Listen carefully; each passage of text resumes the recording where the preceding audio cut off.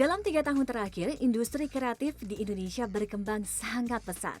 Menurut data Kementerian Pariwisata dan Ekonomi Kreatif, ekspor industri kreatif Indonesia pada 2013 saja mencapai 119 triliun rupiah atau setara 10 miliar dolar Amerika Serikat.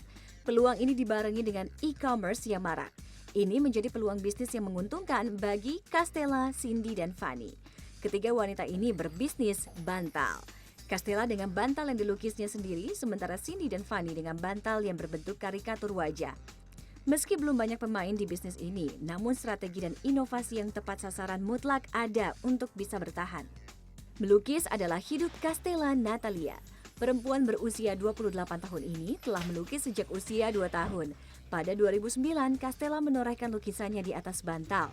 Saat itulah bisnis bantal lukisnya lahir dan berjalan hingga kini. Castella sudah menjalani bisnis ini selama kurang lebih 6 tahun ya, dari 2009. Bisa diceritain nggak sih sejauh ini, selama 6 tahun ini, seperti apa perkembangan dari bisnis bantal Castella Dari ini? tahun 2009. Jadi awalnya itu saya itu suka ikut pameran seni. Nah, pameran seni itu awalnya karena suka drawing, jadi di kertas, udah gitu mulai lama-lama bosen, mulai ke kanvas, lama-lama kayaknya coba yang lain deh. Mulai di kain, kayaknya kurang lucu, kayaknya lucu kalau dimasukin sesuatu, akhirnya di bantal. Nah, di situ mulai bikin karya seni lewat bantal. Nah, orang-orang pada lihat, kayaknya lucu ya kalau ada muka saya di sana. Nah, dari situlah mulai pikirannya buat berbisnis. Lulusan Desain Komunikasi Visual Universitas Maranatha Bandung ini akhirnya menjadikan hobi melukisnya sebagai bagian utama bisnisnya. Jadi awal-awalnya itu memang karena waktu itu ada acara Valentine di sekolah, ya udah deh cobain bagiin brosur gitu ke sekolah-sekolah. Ada nggak yang mau pesan? Harganya juga nggak terlalu mahal kan karena awal-awal. Jadi di situ agak membludak karena saya kerjanya sendiri. Jadi dari kerjain gambar, ngejahit, masukin dakronnya, terus udah gitu mesti packing sampai ngirimnya saya sendiri juga. Nah itu lumayan nggak tidur 2 hari kalau nggak salah. Nggak tidur 2 hari, terus udah gitu, tapi di situ jadi orang-orang tahu, oh ada bantal, mukanya muka custom gitu, muka sendiri. Nah dari situlah akhirnya mulai ada orang-orang dari luar-luar yang pesan. Di tahun-tahun awal, perempuan berdarah Sunda ini menjalani bisnisnya sendirian. Berkejaran dengan tenggat waktu dan pesanan yang membludak. Ia melukis hingga 15 jam sehari, sampai tangannya cedera. Saat itu barulah Castella tersadar bahwa ia harus belajar mendelegasikan tugas. Gimana sih caranya gini, kamu kan melihat dalam 2 tahun bisnisnya itu masih trial and error apa, sampai saat kamu, oh saya perlu ini, kemudian apa ya, memanage itu semua gimana? Akhirnya saya mikir kayaknya butuh orang keuangan nih, mulailah rekrut orang keuangan. Kayaknya saya nggak bisa kerja sendiri karena kan sempat cedera juga, jadi nggak bisa nggambar selama beberapa hari. 2 kali kalau nggak salah itu 2 kali kejadian kayak gitu. Sampai akhirnya saya pikir iya saya butuh orang produksi, akhirnya rekrut orang produksi. Sampai ya kayak gitu-gitu, jadi benar-benar bertahap, nggak langsung orang ini enggak sih. 2 tahun pertama, Castella menjalani bisnisnya lewat proses trial and error. Mulai dari mencari jenis cat yang tepat, kain yang cocok, hingga metode produksi yang pas. Pemilihan bahannya, kemudian pemilihan catnya itu gimana sih? Jadi berkali-kali ganti kain juga emang awal-awal, sampai akhirnya udah nemuin nih patternnya, oh mesti pakai kain yang itu. Akhirnya pilih yang itu. Dulu juga awalnya nggak dicat, dulu cuman pakai spidol doang diwarnainnya. Kok kayaknya warnanya nggak keluar dan kurang bagus. Nah di situ mulai, kayaknya dicat bagus nih, cat apa yang cocok. Akhirnya nemu akrilik. Nah dari situlah mulai dicat-cat pakai akrilik semua. Seperti kebanyakan cerita bisnis pengusaha baru di awal usahanya, Castella terbentur masalah modal. Uangnya tak lebih dari Rp100.000 dan hanya cukup untuk membeli alat dan bahan secukupnya. 6 tahun lalu, harga bantal lukis Castella Rp100.000, lengkap dengan kemasannya. Namun berjualan melalui media sosial dan toko online belum ramai seperti sekarang, sehingga Castella hanya melayani pemesanan lewat BBM. Ia pun melirik pekerjaan lain, meski tak bertahan lama. Kenapa kemudian setelah 2 tahun memutuskan untuk berhenti kerja dan fokus ke bantal? Soalnya kan pengen mimpinya jadi seniman nih gitu. Jadi ya udah keluar kerja, mulai fokus di situ, gimana cara ngembanginnya, gimana cara orang bisa beli, tertarik, kayak gitu. Setelah gonta-ganti karyawan, Castella akhirnya membenahi bisnis dan mendesain konsep dan sistem yang tepat agar usahanya dapat berkembang. Saat ini ia memiliki 4 orang karyawan yang terdiri dari staf pemasaran, administrasi, produksi, dan pengiriman. Pada 2011, Castella mulai memiliki website dan mulai menerima pemesanan lewat situsnya. Ia juga mengikuti sejumlah pameran besar agar bantal lukisnya lebih dikenal pasar. Promosinya dulu gimana? Kalau ikut pameran pasti kan kenalan banyak orang kan, di situ tuker-tukeran kartu nama. Jadi mulai kerja sama orang, mulai kolaborasi sama orang, sampai ke seniman-seniman di luar negeri, coba hubungin mereka gitu, buat gimana ya saya bisa kolaborasi, bikin apa gitu. Setelah mulai mendapatkan pesanan dari luar negeri, Castella juga rajin ikut pameran di luar negeri, antara lain di Korea. Tidak hanya datang dari negara Asia, pesanan juga datang dari Australia, Amerika, Swiss, dan Inggris. Namun biaya pengiriman yang mahal menjadi kendala utama dalam penjualan. Biasanya kan kalau pengiriman itu mahal ya. Mahal. Nah, itu gimana siasatinnya? Nggak bisa diapa-apain Nggak sih. bisa. Jadi mau nggak mau memang kirimnya dengan harga yang segitu. Jadi kalau sekarang pun kayak ekspor keluar, kita udah bilang dulu ini harga pengiriman tuh lebih mahal daripada produknya. Cuman karena mereka mau ya udah.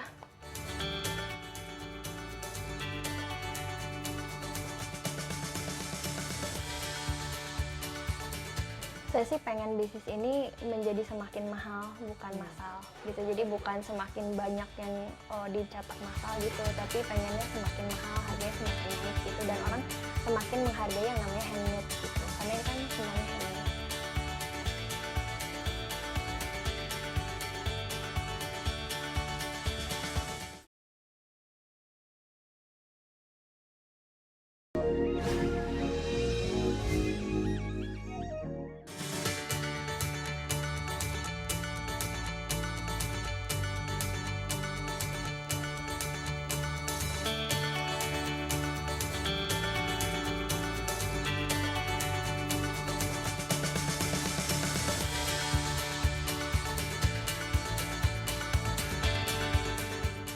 Setiap usaha pasti mengalami pasang surut.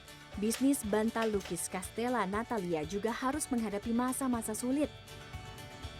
Sampai sekarang itu ya? Sampai sekarang. Pernah nggak ada masa-masa down-nya dari 2011 nih ya, dari kamu udah mulai serius sampai 2015, ada nggak sih?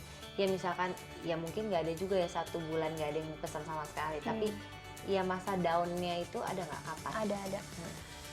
Saya lupa sih tahunnya kapan, tapi itu memang kayaknya orang lagi nggak tahu kenapa, nggak tahu gimana, memang pesanan tuh sedikit banget gitu. Ya paling saya harus struggle, bertahan, dan berpikir gitu, bikin item apa lagi supaya orang tuh tertarik, atau apanya harus saya benerin gitu, apa gambarnya kurang mirip, atau packagingnya kurang bagus, atau apa.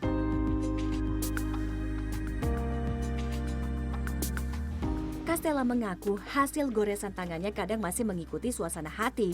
Castella pun mencari terobosan baru agar produknya disukai pasar. Di situ mulai, oh iya kayaknya saya harus lebih profesional dalam menggambar gitu. Mulai perbaiki kayak dulu kan cuman di apa ya, di warna aja, baju-bajunya juga di warna. Nah saya mikir gimana ya biar lebih menarik. Akhirnya saya kasih kain yang timbul-timbul. Nah itu juga baru-baru, itu lebih 2012 kayaknya. Gimana dengan adanya inovasi itu, gimana respon dari para pasarnya? Nah di situ mulai banyak lagi pesanan, terus udah gitu mikir lagi gimana ya cara yang bagus, cara yang gampang buat promosi. Kan kalau brosur segala macam sekarang udah nggak terlalu gimana, jadi lewat media sosial, oh ternyata kalau endorse itu lumayan banget. Nah dari situlah mulai endorse orang gitu, artis-artis.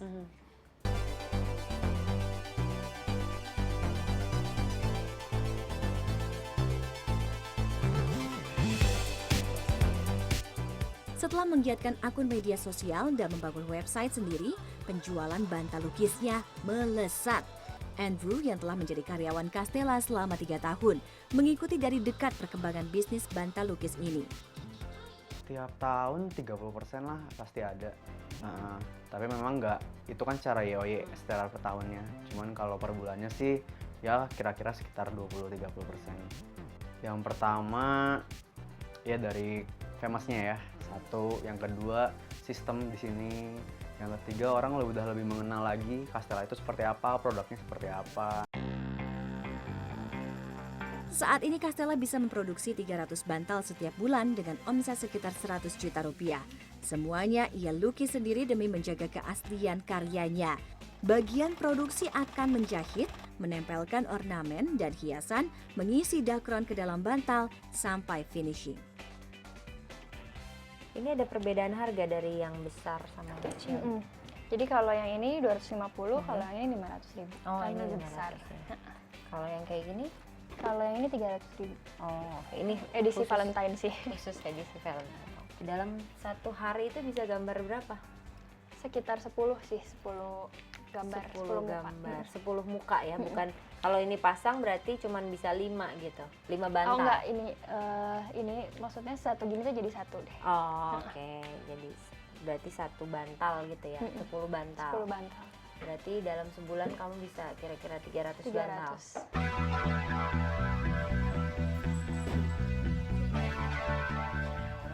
Pesanan juga meningkat di momen khusus seperti Lebaran, Natal, dan Hari Valentine. Namun semakin tinggi pohon menjulang, semakin kencang pula angin menerpa. Lukisan Castella dijiplak. Kan waktu saya akhirnya keluarin produk-produk ini, ada banyak yang niru sih seudahnya. Jadi tapi mereka nirunya di print.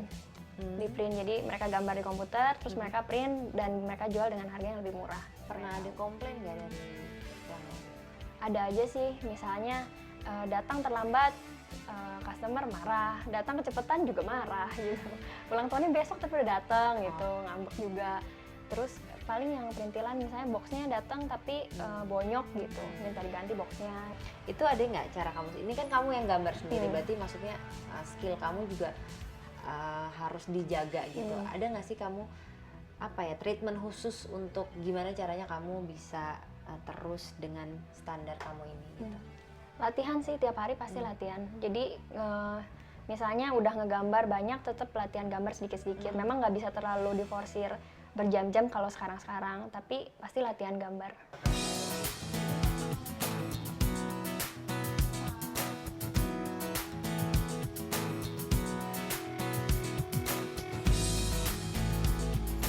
Pengagum seniman Andy Warhol ini optimistis usahanya akan terus berkembang. Apalagi Castella melihat masyarakat Indonesia kini semakin mencintai karya seni dan buatan bangsa sendiri. Ia pun bercita-cita membuat galeri.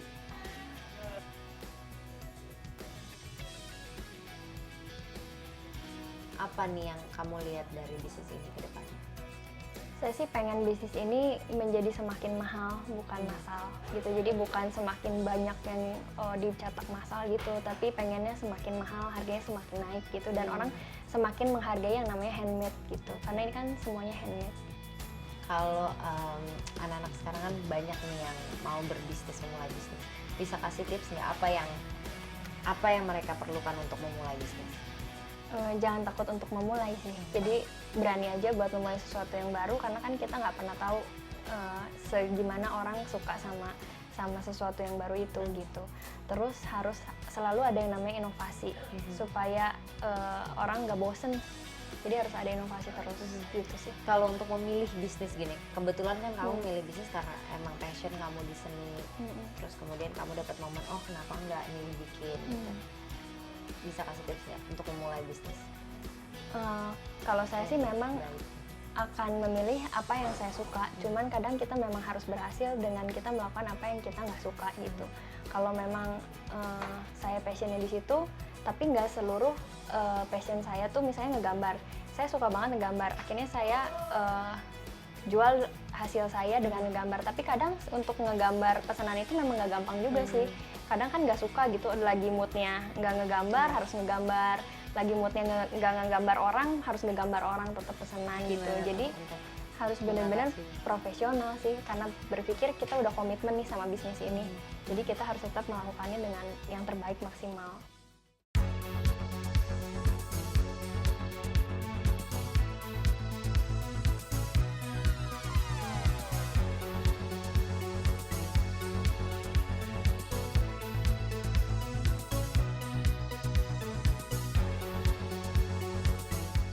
Makasih. Bisnis kreatif kini semakin berkembang di Indonesia, bukan hanya di Bandung, namun di Jakarta juga ada pemain bisnis di bidang yang sama.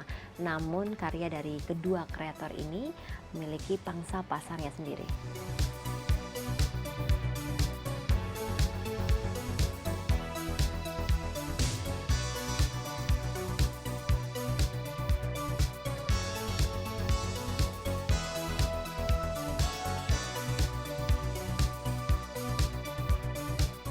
Kita bikin tutel itu kan untuk apa ya? Untuk menciptakan kebahagiaan untuk orang yang beli.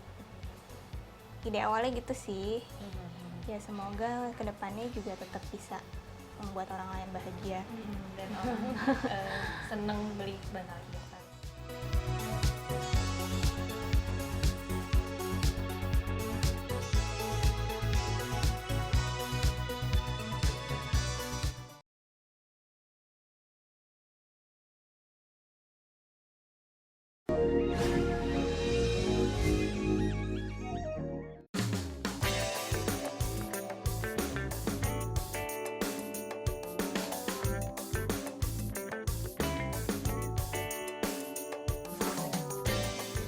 Tutel itu dari simple aja sih, dari too little sebenarnya. Itu kita bikin karena customize bantal ini kan kayak mininya kita gitu. Jadi kayak gitu sih. Cindy Novita dan Stephanie Adela, dua wanita muda berusia 29 tahun ini memulai bisnis bantal bergambar sejak Mei 2014. Setelah hampir 5 tahun bekerja di bidang periklanan, Cindy dan Fanny ingin memiliki usaha sendiri. Tercetuslah ide membuat bantal yang memiliki karakter khas si pemilik bantal. Mereka memulai bisnis ini dengan modal 1,5 juta rupiah. Dalam waktu kurang dari 3 bulan, bantal karakter yang mereka jual laku keras.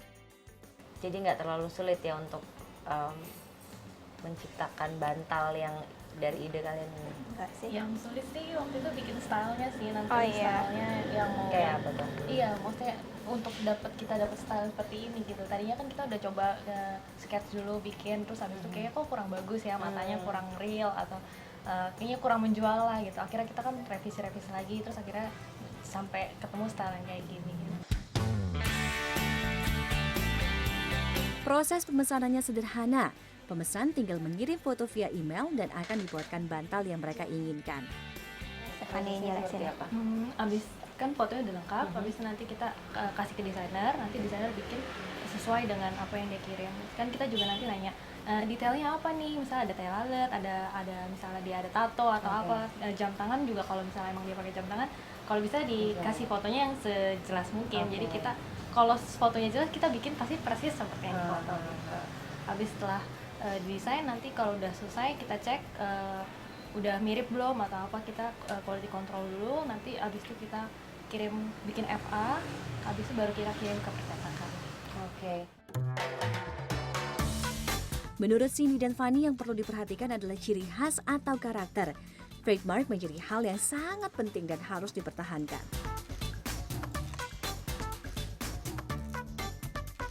Kekurangan yang menurut kalian masih harus diperbaiki atau dikejar gitu, ada nggak?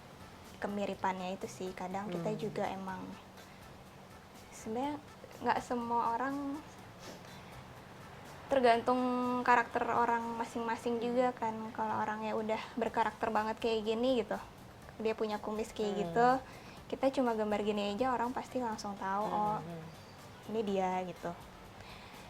Yang kita susah itu kadang kalau ada yang pesen dia buat kado, jadi fotonya juga terbatas kan, dia kan nggak mungkin foto orangnya dulu, dia buat kado jadi dia nyari foto juga apa adanya, resolusinya kecil, terus dia cuma ini kayak gini fotonya, terserah dia mau gambar apa gitu. Biasa kita yang jadi bingung, soalnya kan yang bikin bantal kita unik itu kan Detail Detail. itu ya. karena detailnya itu dan personalnya itu.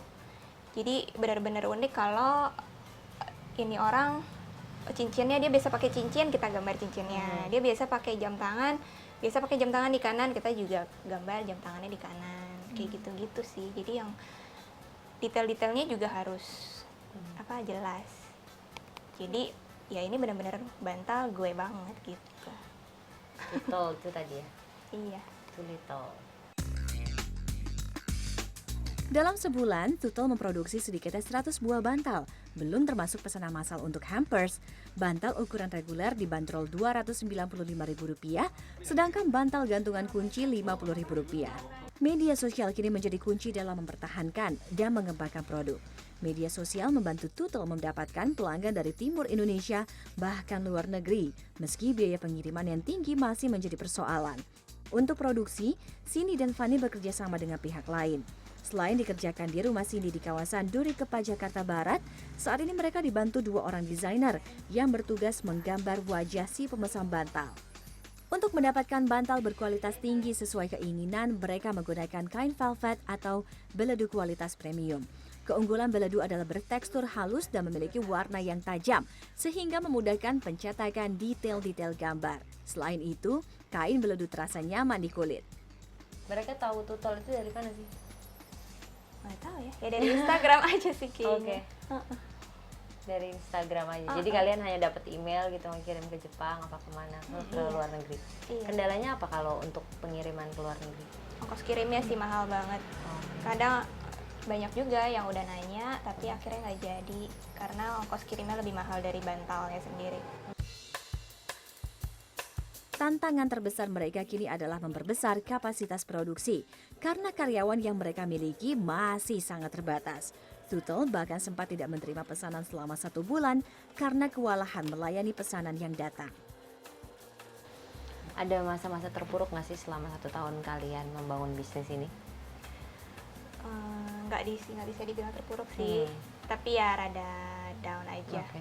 Karena kan dulu kita masih bertiga, belum ada karyawan. Terus yang setelah endorse itu kan tiba-tiba Banyak pesanan. banget pesanan, terus kita nggak ke-handle produksinya, terutama desainnya sih. Terus jadi ya kita sempat close order dulu. Oke. Nah di beberapa waktu itu karena kita close order, jadinya menurun pemesanan. Sebulan sempat tutup, kemudian itu pasti menurun kan? Ya menurun karena banyak yang tadinya udah nanya mau Iya. pesan tapi nggak bisa. Ya kita kejar lagi, ya kita promosi lagi yang gencar. Kita bikin promo lagi. Iya. Oh, itu sempat endorse juga ya?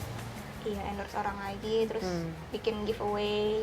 Waktu itu kita bikin bantal artis, Oh, oke. bikin gambar siapa ya? David Beckham sama Jackie Chan. Kita gambar, kita foto, terus suruh orang tebak ini siapa, terus suruh di repost. Kayak gitu sih. Oh, Kan jadi kan oke. maksudnya sekalian promosi, Iya, iya. sekalian kita juga kasih giveaway. Yang nebaknya bener, kita kasih bantal. Kepiawaian 2 ibu muda ini dalam berbisnis diuji saat kompetitor datang dan menawarkan harga bantal yang lebih murah. Gimana tuh kalian menghadapi ada kompetitor? Ya kita pertahanin kualitas kita aja. Dulu juga pernah sempat ada yang pakai gambar kita. Jadi kan awal-awal kita post di Instagram gitu nggak pakai watermark. Jadi nggak ada watermark Tutul, logo Tutul gitu. Terus dipakai sama orang lain. Dipakai terus mereka masarin di Facebook gitu. Ini ada bantal muka, kalau mau pesan ke sini gitu. Tapi ke mereka pesannya. Kemudian ya udah kita sih ya Tapi udah, kalian udah pernah lihat ya apa hasil yang dari lihat mereka gitu? hasilnya beda sih. Jadi Beda. ya udahlah. Untuk pengembangan bisnis, kedua lulusan Desain Komunikasi Visual Universitas Bina Nusantara ini akan merekrut lebih banyak desainer dan penjahit dalam waktu dekat. Kalau cita-cita kalian ke depannya Tutul ini akan jadi seperti apa sih? Kita bikin Tutul itu kan untuk apa ya? Untuk menciptakan kebahagiaan untuk orang yang beli. ide awalnya gitu sih. Ya semoga kedepannya juga tetap bisa membuat orang lain bahagia. Dan orang seneng beli bantal kita.